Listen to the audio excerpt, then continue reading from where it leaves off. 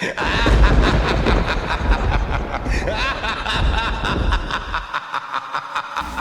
back, everybody, to 31 1990s horror movies for Halloween, where I'm counting down my favorite horror movies from the 1990s. So, today at number 28, we have my favorite Stephen King miniseries, and that is Storm of the Century.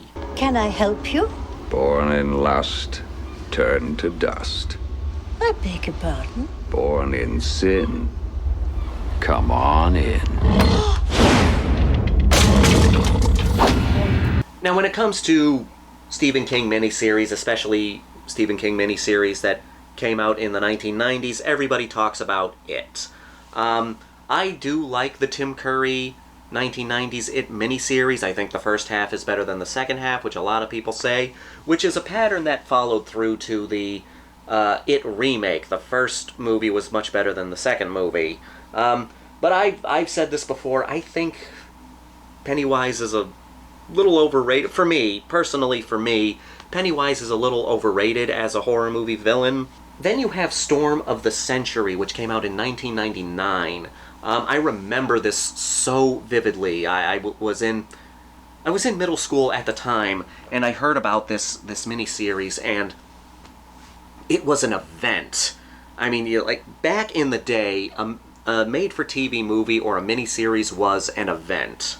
People have lost that nowadays with streaming services. You can just watch whatever you want and you don't have to wait that long. There have been some series that wait a week before they release the next episode, but so many of them, they just release the first season and then you can just binge watch the whole thing all at once. Or you can wait for the whole series to come out and then binge watch the whole thing at your leisure. But back in the day, when people had... When a TV station was releasing a TV movie or a miniseries, it was an event. They would say, okay, this is taking place for 3 nights. You know, this is a 3-part miniseries taking place during these 3 nights. At this time, at this time, and at this time. And it got you excited because it's like, okay, this thing was coming out on TV, and if you didn't see it this time, you'd have to wait for them to play it again. So you would get excited for it. Like, it was a big one-time event, and we don't really have that anymore because of streaming services. That's something that we have lost with streaming services. The ability to really look forward to something.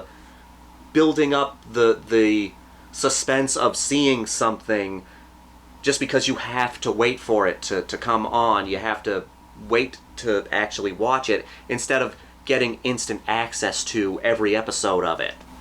Anyway, Storm of the Century, it's my favorite Stephen King miniseries. It takes place on this island off of the coast of Maine, because Stephen King. Little Tall Island. I love that name. It's a very simple name. Anyway, you have this small island town that's being isolated from the mainland due to a big snowstorm. The Storm of the Century. Hey, what a coincidence. As the storm is coming in, this stranger comes to town, and the first thing he does is murder a little old lady. Guarantees freshness and flavor. Remember that name, folks.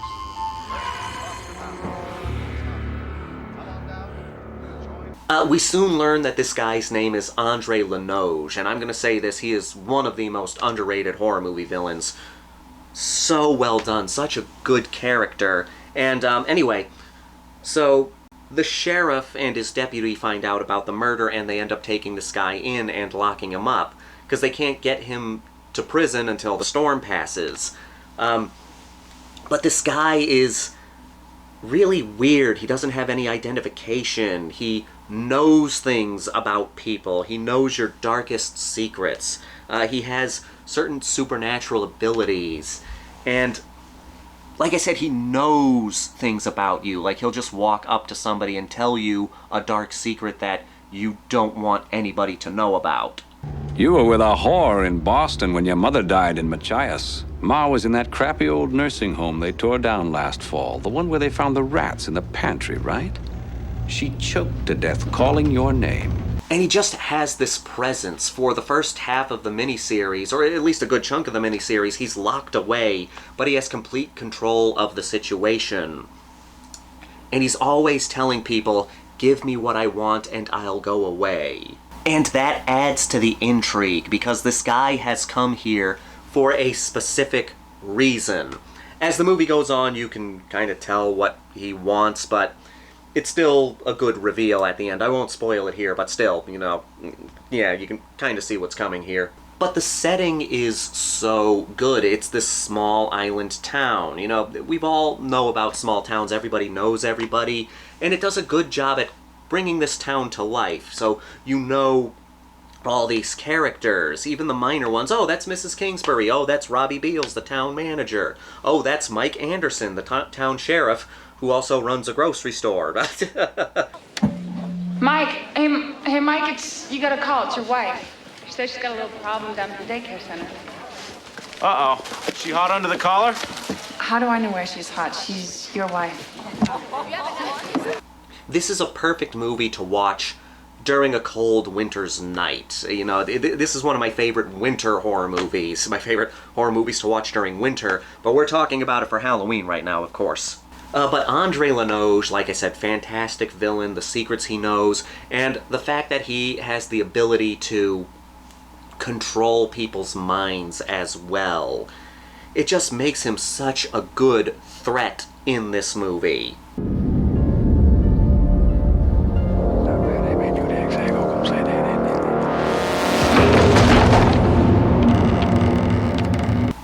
Now, it is a long movie. I mean, it's a miniseries. Of course it's going to be long, but it goes by pretty fast. I remember showing it to some friends of mine, and I was waiting for them to want to say, hey, let's turn it off, but they didn't want to turn it off. They wanted to keep going with it. That just shows how good this movie is. Yes, it's long, but because it's so interesting, because you have interesting characters, you have an interesting villain, you have a plot that keeps you wanting to know where things are going to go, it does a good job at keeping you gripped, even though it's a long movie. I don't know if I can recommend watching it this year for the Halloween season, just because it is so long. I mean, if you do want to watch it, I'd say go for it. There's nothing wrong with this, but I know people want to watch, usually if you're a horror fan, you want to watch multiple movies on Halloween, and this is like a thing that you set up to, you know, watch. This is like, you plan to sit down and invest yourself in this. So I'd understand if people don't watch it for Halloween, but if you do decide to watch it for this Halloween season, you are in for a good ride. It's one of Stephen King's most underrated works. So yes, plenty of people can go for the It miniseries or the It movie, but I am a Storm of the Century fan, so I say yes, if you want to watch it for this Halloween season, you're going to be in for a good time.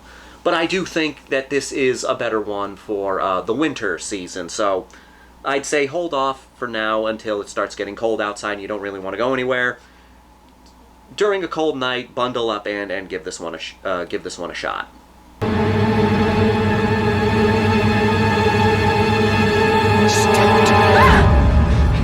He's my hand. He's my son. Stop it, Lanoge! Hear me, stop!